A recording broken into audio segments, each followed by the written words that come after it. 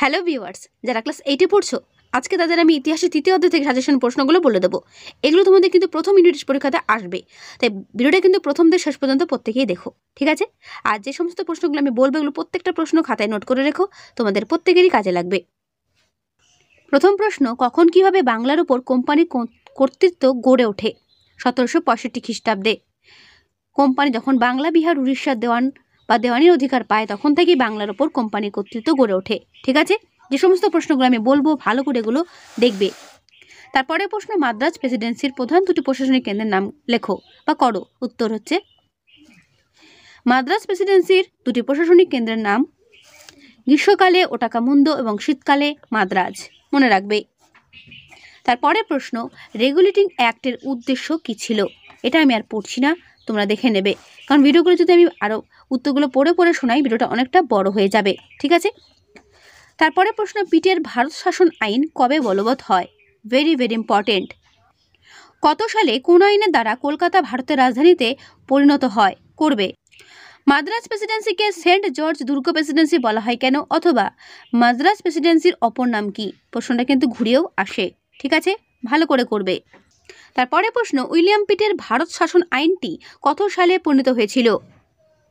কত খ্রিস্টাব্দে কলকাতায় সুপ্রিম কোর্ট প্রতিষ্ঠিত হয়, অথবা কলকাতায় কবে সুপ্রিম কোর্ট প্রতিষ্ঠিত হয়? কর্নওয়ালিস কোর্ট কত সালে চালু হয়? কর্নওয়ালিস কোর্ট কাকে বলে?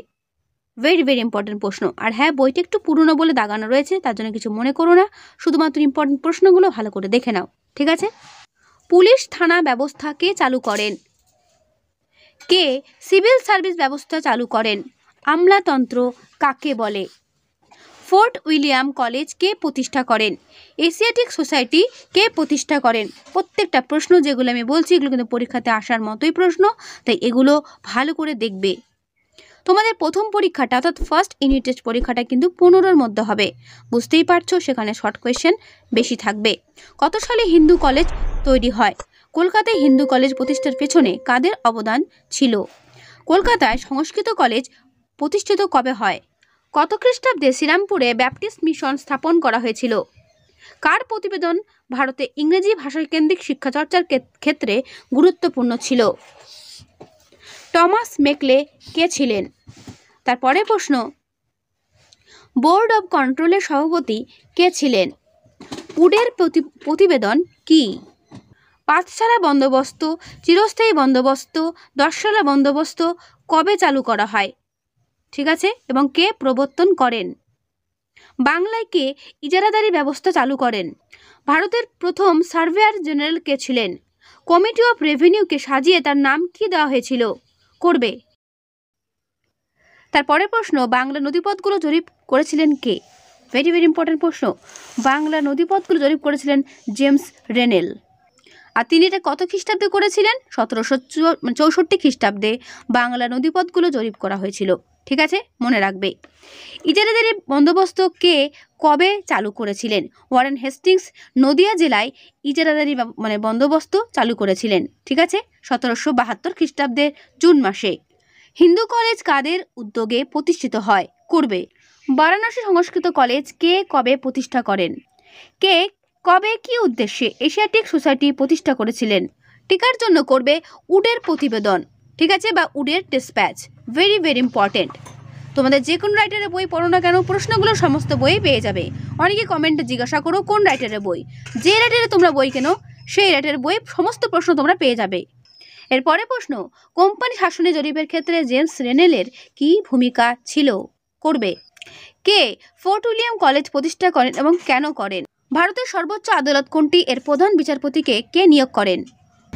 ভারতের সুপ্রিম কোর্ট কত খ্রিস্টাব্দে স্থাপিত হয়? সুপ্রিম কোর্টের প্রধান বিচারপতি কে হন? রেগুলেটিং অ্যাক্ট অনুযায়ী কোথায় কত খ্রিস্টাব্দে ইম্পেরিয়াল কোর্ট তৈরি হয়? পিটের ভারত শাসন আইনের লক্ষ্য উল্লেখ করো। কত সালে কোন আইনের দ্বারা কলকাতা ভারতের রাজধানীতে পরিণত হয়? পিটের আইনে কি বলা হয়েছিল?